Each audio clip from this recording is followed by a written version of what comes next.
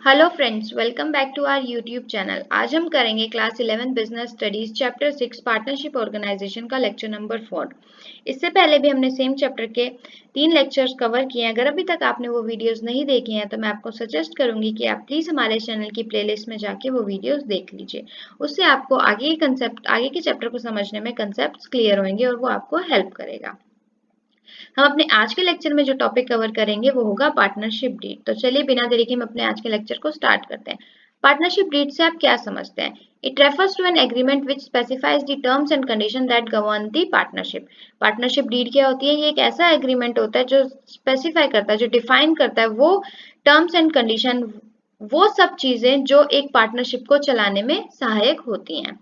We know that a partnership is based on an agreement between the partners who join hands to work together with the same objective. हमें पता है कि partnership क्या है। एक ऐसा एग्रीमेंट होता है बिटवीन दी पार्टनर्स जो साथ मिलके क्या करते हैं, काम करते हैं और जिनका ऑब्जेक्टिव भी क्या होता है, सेम होता है।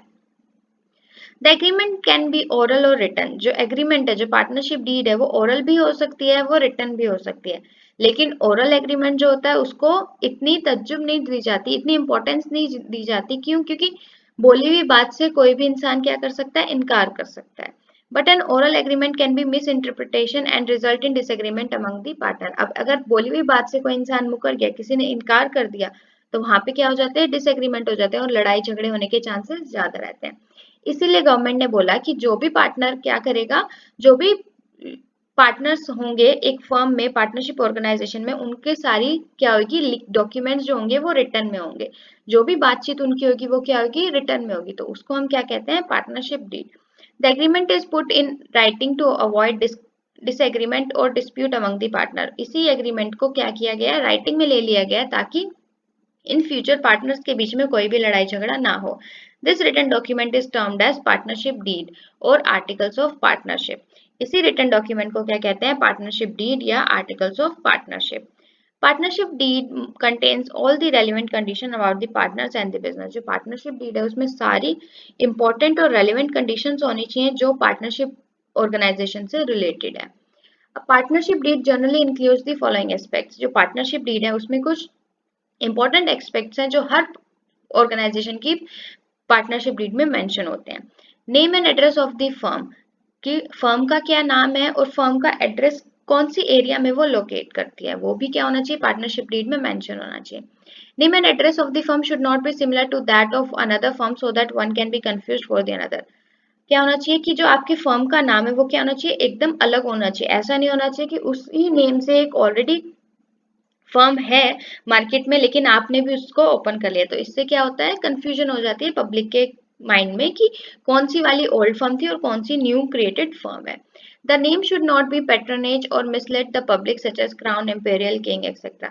जो नाम है, नाम ऐसा कोई भी नाम नहीं होना चाहिए जिससे किसी तरह का कोई मिसलेड क्रिएट हो पब्लिक में या किसी तरह का कोई दंगा हो।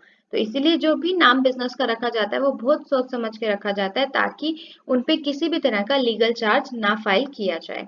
Address of the firm should be there. Address की फर्म कौन से एरिया में लोकेटेड है, उसकी बेस लोकेशन कहाँ है, उसकी होस्ट लोकेशन कहाँ है, वो सब भी क्या होना चाहिए, पार्टनरशिप डीड में मेंशन होना चाहिए। सेकंड पॉइंट क्या मेंशन होना चाहिए, names and address of the partners. अब पार्टनर की नाम और पार्टनर का पता, हर पार्टनर का पता भी क्या होना चाहिए, पार्टनरशिप डीड में मेंशन होना चाहिए। Full names and addresses of the partner should be mention in the partnership deed. Third point क्या कह रहा है, duration of partnership. If the partnership is for specific period और made for achieving a special objective, its duration should be clearly mention in the partnership deed. आपको याद हो तो हमने प्रीवियस लेक्चर में पढ़ा था कि कुछ कुछ पार्टनरशिप होती हैं जो एक स्पेसिफिक पीरियड के लिए क्रिएट की जाती है, कि उनका एक स्पेसिफिक ऑब्जेक्टिव है, वो ऑब्जेक्टिव क्लियर होते ही, वो ऑब्जेक्टिव अचीव होते ही क्या होता है, वो पार्टनरशिप को डिसॉल्व कर दिया जाता है। अगर इस केस में अगर कोई पार्टनरशिप ऐसी क्रिएट हुई है कि उनका कोई एक स्पेसिफिक मोटिव है, तो वो चीज भी वहां पे पार्टनरशिप फर्म में मेंशन होने, पार्टनरशिप डीड में मेंशन होनी चाहिए कि उनका क्या ऑब्जेक्टिव है और उसका क्या ड्यूरेशन होगा। जैसे वो ड्यूरेशन खत्म होगा तो वो पार्टनरशिप क्या हो जाएगी, अपने आप डिसॉल्व हो जाएगी।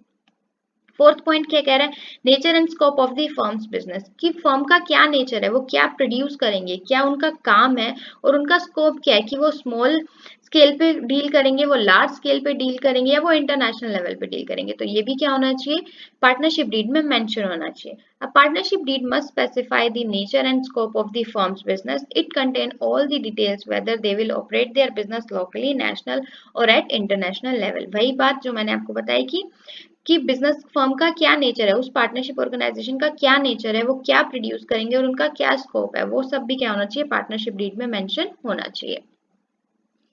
नेक्स्ट क्या है, contribution of capital by partner. Partner's capital should be clearly stated in the deed. It should also be specified the amount or percentage of rate of interest to be paid to the partner on their capital. कि कौन सा partner कितनी capital लेके आ रहा है वो भी क्या होना चाहिए, पार्टनरशिप डीड में मेंशन होना चाहिए। और उनको हम कितना रेट ऑफ इंटरेस्ट पे करेंगे उनकी कैपिटल इन्वेस्टमेंट पे, वो भी क्या होना चाहिए, पार्टनरशिप डीड में मेंशन होना चाहिए।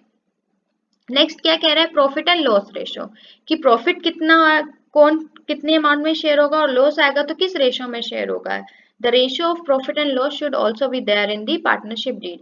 ऐसा नहीं होता कि कोई पार्टनर ज्यादा कैपिटल लेके आ रहा है तो हम उसको ज्यादा प्रॉफिट देंगे, नहीं, ये जो भी एग्रीमेंट बिटवीन दी पार्टनर्स होता है वो सब कुछ क्या होना चाहिए, पार्टनरशिप डीड में मेंशन होना चाहिए। तो वैसे ही प्रॉफिट और लॉस की रेशियो भी पार्टनरशिप डीड में क्लियरली मेंशन होनी चाहिए। सेवेंथ पॉइंट क्या कह रहा है, commission and salary of partners. The partnership deed should specially define any commission और salary to be paid to partners who contribute in terms of their time and skills. कुछ partners हमारे partnership organisation में ऐसे होते हैं जो पैसा नहीं ला सकते, लेकिन they invest their time and skills in the development of the business organisation, in the development of the partnership organisation. तो ऐसे पार्टनर्स को सारे पार्टनर्स क्या करते हैं, डिसाइड करते हैं कि हम तुम्हें इस कंट्रीब्यूशन के लिए सैलरी या कमीशन पे करेंगे। अगर कोई डील हो गई तो हम उसका जो भी कमीशन होगा 50%, 20%, 30% जो भी एग्री होगा वो क्या करेंगे, हम तुम्हें देंगे। तो अगर ऐसी कोई कंडीशन है उस पार्टनरशिप में तो उसको भी पार्टनरशिप डीड में मेंशन करना बहुत इंपॉर्टेंट है। 8 पॉइंट क्या कह रहा है, लोन्स टू और बाय दी पार्टनर। अब बिजनेस है, बिजनेस को भी पैसे की जरूरत है और बिजनेस में जो इन्वेस्ट कर रहा है पार्टनर, उसको भी कई बार क्या होता है, पैसे की जरूरत होती है। तो पार्टनर कई बार क्या करता है, अपनी कंपनी से, बिजनेस ऑर्गेनाइजेशन से, जो कि पार्टनरशिप ऑर्गेनाइजेशन है, उससे क्या करता है, लोन ले लेता है। और जब बिजनेस को जरूरत होती है तो वो क्या करता है, पार्टनर से लोन ले लेती है। तो अगर ऐसी कोई कंडीशन है तो भी उनको ये चीज स्पेसिफाई करनी है कि अगर बिजनेस लोन देगी तो वो कितना इंटरेस्ट ऑफ रेट चार्ज करेगी पार्टनर से, और अगर पार्टनर बिजनेस को लोन देगा तो पार्टनर कितना रेट ऑफ इंटरेस्ट चार्ज करेगा बिजनेस से। ये सब चीजें भी पार्टनरशिप डीड में स्पेसिफिकली मेंशन होनी चाहिए। 9th पॉइंट क्या कह रहा है, drawings and interest on it. The deed should define the limits of drawings and interest payable on them by the firm.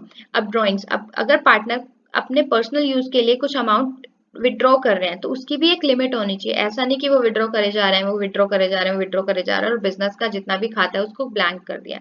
नहीं, उनकी एक लिमिट होनी चाहिए कि आप इतनी लिमिट तक आप पर्सनल से यूज के लिए विड्रॉ कर सकते हो अपने बिजनेस से पैसा, इससे ज्यादा आप पैसे की लिमिट को एक्सीड नहीं कर सकते। और अगर वो अपने पर्सनल यूज के लिए पैसा ले रहे हैं तो ऑब्वियस सी बात है कि उनको उस पर इंटरेस्ट भी पे करना पड़ेगा। तो वो चीज भी आपकी पार्टनरशिप डीड में क्लियरली मेंशन होनी चाहिए। नेक्स्ट क्या कह रहा है, audit of books of accounts. The deed should clearly state the mode of keeping the firm's books of account and the way final accounts are to be prepared. The method of auditing books and the name of auditor should also be specified in the deed. क्या बोल रहा है कि जो deed, partnership deed है, उसमें सब कुछ क्लियरली मेंशन होना चाहिए कि फर्म कैसे बुक्स ऑफ अकाउंट मेंटेन करेगी, वो क्वार्टरली मेंटेन करेगी, ईयरली मेंटेन करेगी या हाफ ईयरली करेगी, और वो अपने फाइनल अकाउंट्स को किस तरीके से प्रिपेयर करेंगे। इवन कि उनके बुक्स कब कब ऑडिट होंगे और कौन से ऑडिटर उनकी बुक्स को ऑडिट करने आएंगे, ये सब भी पार्टनरशिप डीड में मेंशन होना चाहिए। 11th पॉइंट क्या कह रहा है, rights, duty and liabilities of the partner. एक पार्टनरशिप डीड क्लियरली स्टेट करे कि पार्टनर के क्या राइट है, उनकी क्या ड्यूटीज है और उनकी क्या लायबिलिटीज है, ये सब भी क्या होना चाहिए, पार्टनरशिप डीड में मेंशन होना चाहिए। 12th पॉइंट क्या कह रहा है, admission and retirement of partners. The admission और retirement of partner must be according to the provision of law. अगर कोई पार्टनर बिजनेस में नया पार्टनर आ रहा है या कोई एग्जिस्टिंग पार्टनर बिजनेस को छोड़ के जा रहा है तो वो सारे एक्ट भी क्या होने चाहिए, अकॉर्डिंग टू दी लॉ होने चाहिए, इंडियन पार्टनरशिप एक्ट होने चाहिए।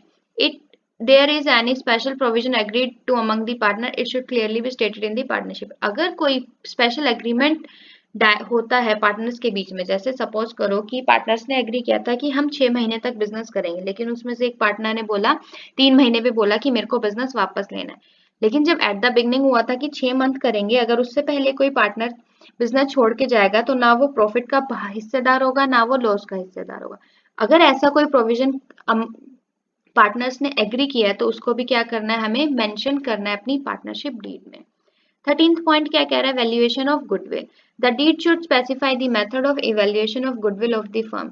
अब जो गुडविल है उसको किस मेथड से उन्हें इवैल्यूएट करना है वो भी क्या होना चाहिए, पार्टनरशिप डीड में मेंशन होना चाहिए। These evaluation become important when a new partner enters और द एग्जिस्टिंग पार्टनर रिटायर्स और सेपरेट्स। ये क्यों इंपॉर्टेंट होता है, ये इवैल्यूएशन इसलिए इंपॉर्टेंट होता है कि अगर कोई न्यू पार्टनर आ रहा है तो उसको गुडविल का कितना हिस्सा मिलेगा, और कोई एग्जिस्टिंग पार्टनर जा रहा है तो उसको गुडविल का कितना हिस्सा मिलेगा, वो कैलकुलेट करने में ये हेल्प करता है। इसीलिए ये एक इंपॉर्टेंट पॉइंट है जो कि आपकी पार्टनरशिप डीड में मेंशन होना चाहिए। 14 पॉइंट क्या कह रहा है, dissolution of partnership. The deed should specifically state the circumstances under which the firm can be dissolved। Partnership deed में क्या होना चाहिए, वो सारी चीजें मेंशन होनी चाहिए जो क्या स्टेट करें वो कंडीशंस की किस किस कंडीशन में एक फर्म क्या हो सकती है, डिसॉल्व हो सकती है। तो वो चीज भी क्या होनी चाहिए, आपकी पार्टनरशिप डीड में मेंशन होनी चाहिए। वो आपके 14th पॉइंट में डिस्क्राइब किया गया। 15 पॉइंट क्या कह रहा है, death of a partner and his succession.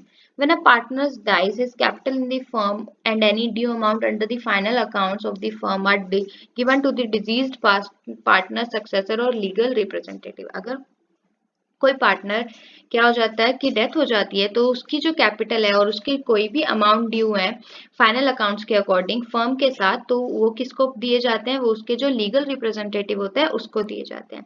If the capital to be kept by firm and the successor to be appointed at the place of disease partner, that should be mention in the partnership deed. कुछ cases में क्या होता है कि partner बोलता है कि अगर मुझे कुछ हो जाता है with in the time period तो मेरा जो सक्सेसर है, मेरा जो लीगल रिप्रेजेंटेटिव है, वो क्या होगा, वो मेरी जगह ले लेगा। तो उस केस में क्या होगा, उसको कोई कैपिटल नहीं देनी है। जो सक्सेसर आएगा उसकी जगह पे उसको कोई कैपिटल नहीं देनी है। क्यों, क्योंकि disease partner already capital firm के पास रख के गया। तो वो चीज भी मेंशन होनी चाहिए आपकी पार्टनरशिप डीड में। नेक्स्ट कंडीशन क्या कह रहे हैं, if the capital is paid in instalment. अगर कैपिटल को इंस्टॉलमेंट में पे करना है लीगल रिप्रेजेंटेटिव को, तो कितना रेट ऑफ इंटरेस्ट उसको हर मंथ पे करना है वो भी क्या होना चाहिए, आपकी पार्टनरशिप डीड में मेंशन होना चाहिए। ये आपका 15th पॉइंट कहता है। चलिए नेक्स्ट पॉइंट पढ़ते हैं। नेक्स्ट पॉइंट क्या कह रहा है, violation of partnership rule. If a partner violates the partnership rule, the steps to be taken against the erring partner should be defined in the partnership deed. अगर कोई partner क्या कर रहा है, पार्टनरशिप के रूल्स को वायलेट कर रहा है, मान नहीं रहा, डिसएग्री कर रहा है, तो उस पर क्या होना चाहिए, एक स्ट्रिक्ट एक्शन लेना चाहिए। और वो क्या स्ट्रिक्ट एक्शन होगा वो भी क्या होना चाहिए, आपके पार्टनरशिप डीड में मेंशन होना चाहिए। लास्ट पॉइंट क्या कह रहा है, आर्बिट्रेशन क्लाउज। आर्बिट्रेशन क्लाउज क्या होता है, ये एक ऐसा क्लॉज है जो कब क्रिएट गया, जब पार्टनर्स के बीच में लड़ाई झगड़ा हो जाता है और उस डिस्प्यूट को सोल्व करने के लिए कोई थर्ड पर्सन आता है। वो जब उस डिस्प्यूट को, दोनों पक्षों की बात सुन के उस डिस्प्यूट को रिजोल्व कराता है, उसको हम आर्बिट्रेशन क्लॉज बोलते हैं। उससे पहले आप जानिए कि आर्बिट्रेटर क्या होता है। Arbitrator is a person who is chosen to settle an argument between the partner. एक आर्बिट्रेटर एक ऐसा पर्सन होता है जिसको सिलेक्ट करते हैं सारे पार्टनर्स मिलके कि इन फ्यूचर अगर हमारे बीच में कोई भी डिस्प्यूट होता है, कोई भी आर्ग्यूमेंट होता है किसी भी चीज को लेके, तो ये पर्सन उन दोनों पक्षों की सुन के, या जितने भी पार्टनर्स उन सब की सुन के जो भी डिसीजन लेगा वो सारे पार्टनर्स को मानना पड़ेगा। ये आर्बिट्रेटर का रोल होता है। The deed must contain the details about the arbitrator, that how an arbitrator is appointed and what will be his right। Partnership deed में मेंशन होना चाहिए कि आर्बिट्रेटर कौन होगा, उसको कैसे अपॉइंट किया जाएगा और उसके राइट्स एंड ड्यूटीज क्या होंगे, वो सब कुछ आपका पार्टनरशिप डीड में मेंशन होना चाहिए। आई होप आपको पार्टनरशिप डीड के सारे 17 के 17 पॉइंट अच्छे से समझ में आ गए होंगे। इफ अगर आपको स्टिल कोई डाउट है तो प्लीज आप मुझे कमेंट सेक्शन में कमेंट करके जरूर बताएं। हम अपनी अगली वीडियो में इस चैप्टर का लास्ट टॉपिक करेंगे जो कि होगा registration of partnership. Thanks for watching. Please like, share and subscribe our channel for more video.